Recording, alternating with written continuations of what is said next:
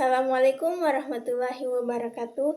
Hai semuanya, kembali lagi dengan saya Nugrah Syifa Rahma dari kelas A dengan NIM A12125100114. Kali ini saya akan menjelaskan tentang hakikat dan makna sila-sila Pancasila.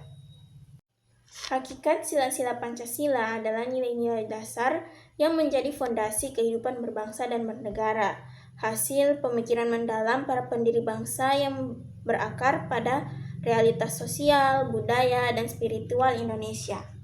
Pancasila memuat pandangan hidup bangsa tentang Tuhan, manusia, masyarakat, dan negara, serta mencerminkan norma-norma yang dianggap benar dan adil.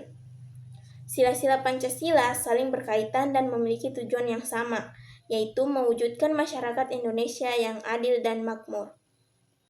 Selanjutnya adalah tujuan sila-sila Pancasila. Yang pertama yaitu memberikan pedoman nilai moral dan filosofis. Nilai-nilai Pancasila menjadi dasar agar setiap kebijakan yang dibuat berorientasi pada kebenaran, keadilan, dan kebijaksanaan. Yang kedua yaitu menyatukan masyarakat Indonesia dalam keberagaman. Pancasila menekankan pentingnya persatuan, toleransi, dan saling menghormati sehingga tercipta rasa identitas bersama sebagai bangsa Indonesia. Yang ketiga, menjadi landasan etika dan dalam kehidupan individu dan masyarakat. Nilai-nilai seperti keadilan, belas kasih, dan penghargaan terhadap hak asasi manusia menjadi pedoman dalam menjalani kehidupan bermasyarakat. Yang keempat, mendukung prinsip demokrasi dan partisipasi rakyat. Pancasila bertujuan mendukung prinsip-prinsip demokrasi dengan menekankan pentingnya musyawarah, perwakilan, dan pengambilan keputusan bersama. Yang kelima, mewujudkan keadilan sosial bagi seluruh rakyat Indonesia. Pancasila mengarahkan upaya distribusi sumber daya secara adil agar tercipta masyarakat yang sejahtera dan inklusif. Yang keenam, mencerminkan dan melestarikan nilai budaya bangsa. Pancasila bertujuan mencerminkan nilai-nilai budaya Indonesia yang menjunjung keberagaman serta mendorong pelestarian warisan budaya bangsa sebagai identitas nasional. Dan yang terakhir, menjadi dasar hukum dalam kehidupan bernegara. Sila-sila Pancasila tercantum dalam Undang-Undang Dasar Negara Republik Indonesia tahun 1945. Dan berfungsi sebagai landasan hukum bagi pembentukan undang-undang, kebijakan, serta lembaga negara. Berikutnya adalah hakikat sila-sila Pancasila.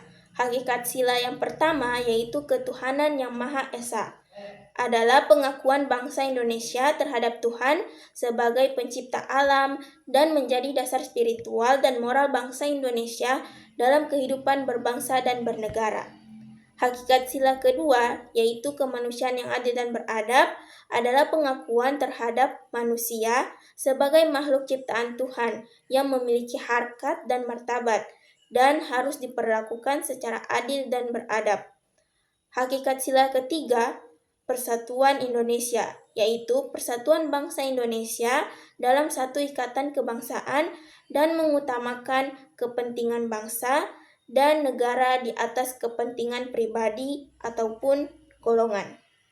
Hakikat sila keempat, kerakyatan yang dipimpin oleh hikmat kebijaksanaan dalam permusyawaratan perwakilan, yakni kedaulatan rakyat, yaitu kekuasaan tinggi berada di tangan rakyat dengan mengutamakan hikmat kebijaksanaan, tanggung jawab, dan kepentingan bersama.